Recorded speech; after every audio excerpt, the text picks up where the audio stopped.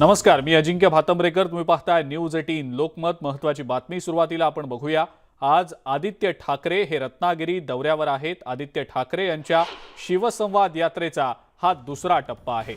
आदित्य ठाकरे यांच्या स्वागतासाठी रत्नागिरीमधल्या शिवसैनिकांनी मोठी गर्दी केलेली होती.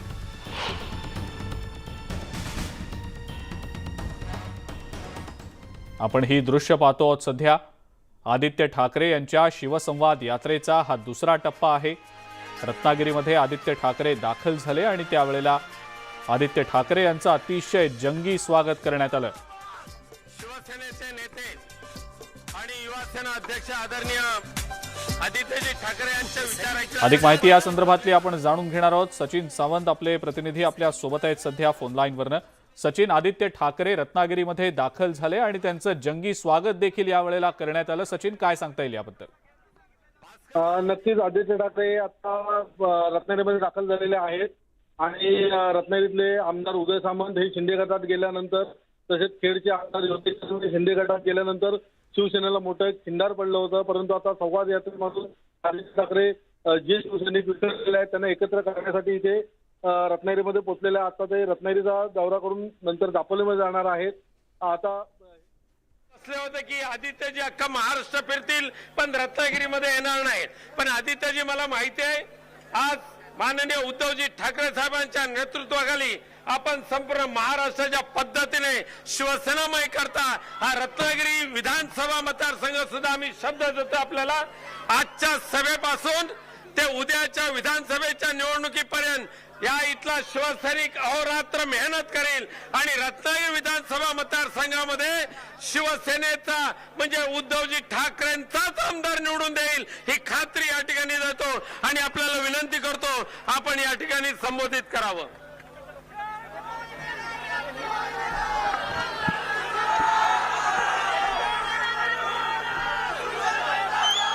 जय महाराष्ट्र.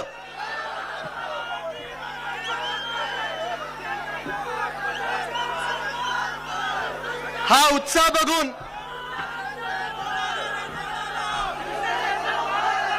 मी आज एवढी खात्री देऊ शकतो की जे झालं ते झालं, गद्दारी झाली ती झाली, पण पुन्हा एकदा इथे शिवसैनिकच जिंकून येणार आणि येणारच. खास करून आज समोर मला महिला जास्ती दिसत आहेत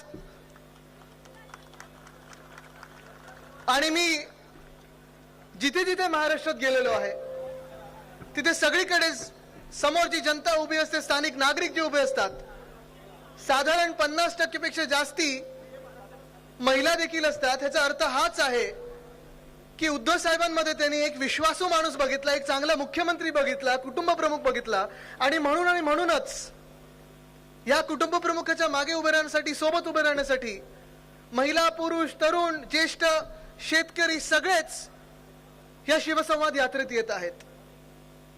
खरं तर हा माझा कोकणात दुसरा दौरा आहे. साळवी साहेब आपल्याला आठवत असेल, आपण तिसरा तर आहे बरं, तिसरा शिवसंवाद दौरा सिंधुदुर्गात एक झाला, मध्ये एकदा येऊन गेलो आणि आज इथे रत्नागिरीत आलेलो आहे.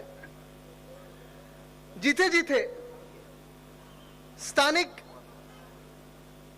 आमदारांनी गद्दारी केली तिथे मी जाऊन विचारत आहे, कारण मला लोकांचा, जनतेचा कौल पाहिजे की त्यांनी जे केलं ते योग्य होतं की नव्हतं हे मी आज विचारायला आलेलो आहे. मी आज तुम्हाला विचारायला आलेलो आहे की जे काही घडलं, जे काही घाणेरडं राजकारण आपल्या महाराष्ट्रात सुरू आहे हे तुम्हाला पटणार आहे का? तुम्ही त्यांच्यासोबत उभे राहणार का? मध्यंतरी ह्याच लोकांकडून मला निरोप येत होते, कारण शिवसंवाद दौरा, शिवसंवाद यात्रा, निष्ठा यात्रा, प्रेम यात्रा ही महाराष्ट्रात सुरू झाल्यानंतर अनेक ठिकाणी मी फिरत आल्यानंतर, मग जळगावला गेलो असेल, संभाजीनगर असेल, वैजापूर असेल, सिंधुदुर्ग असेल, आजरा असेल, अशीच गर्दी सगळीकडे येत आहे. स्थानिक शिवसैनिक असतील, नागरिक असतील, राजकीय आणि अराजकीय लोक सगळे या शिवसंवाद यात्रेत येत आहेत, कारण त्यांना देखील माहिती आहे की हे राजकारण जे आपल्या महाराष्ट्रात सुरू आहे, कधीही असं राजकारण एवढं घाणेरडं झालं नव्हतं आपल्या महाराष्ट्रात. पण ही सगळी गर्दी बघितल्यानंतर, ही सगळी जनता बघितल्यानंतर त्या गद्दारांकडून मला निरोप यायला लागले, फोन यायला लागले. खोक्यांबद्दल नाही हं? खोक्यांबद्दल निरोप द्यायची हिंमत नाही त्यांची, पण त्यांचे निरोप यायला लागले की आदित्यजींना सांगा आम्हाला गद्दार बोलू नका, आम्हाला विश्वासघातकी बोललं तर चालेल पण गद्दार बोलू नका. किती निर्लज्जपणा हा. मला तुम्ही सांगा, विश्वासघातकी आणि गद्दारांमध्ये काही फरक आहे का? मग खोके सरकार बोलू नका. मग म्हणलं खोके सरकार बोलायचं नाही तर अजून काय बोलायचं?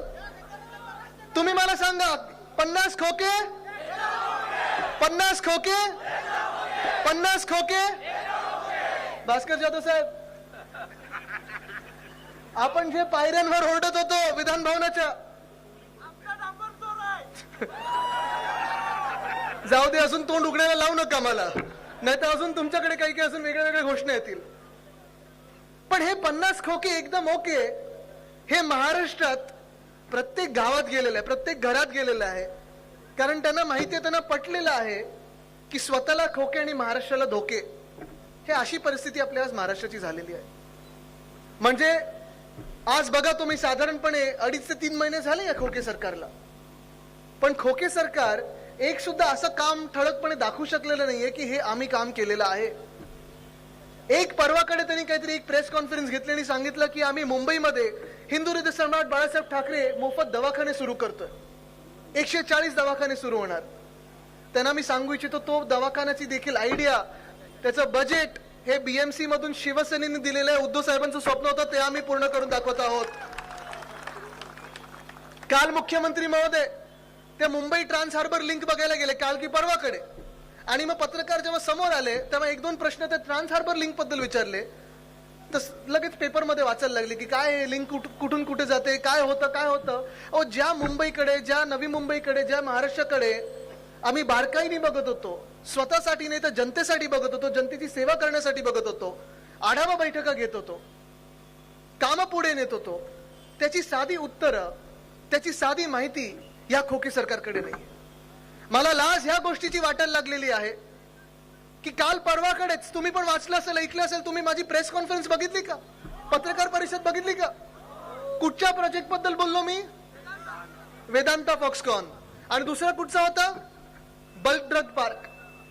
पहिला प्रोजेक्ट तुम्हाला सांगतो वेदांता, आणि आज खरं तर इथे येऊन म्हणणं हे गरजेचं आहे, सांगणं गरजेचं आहे, कारण मी ते सतत सांगत आलेलो आहे की हे सरकार आहे ते गद्दारांचं सरकार आहे, बेईमानीचं सरकार आहे, घटनाबाह्य सरकार आहे, महाराष्ट्राच्या जनतेच्या पाठीत खंजीर खुपसणारं सरकार आहे. ते तुम्हाला सिद्ध करून आज दाखवतो मी. हेच सरकार, खोके सरकार जेव्हा बनलं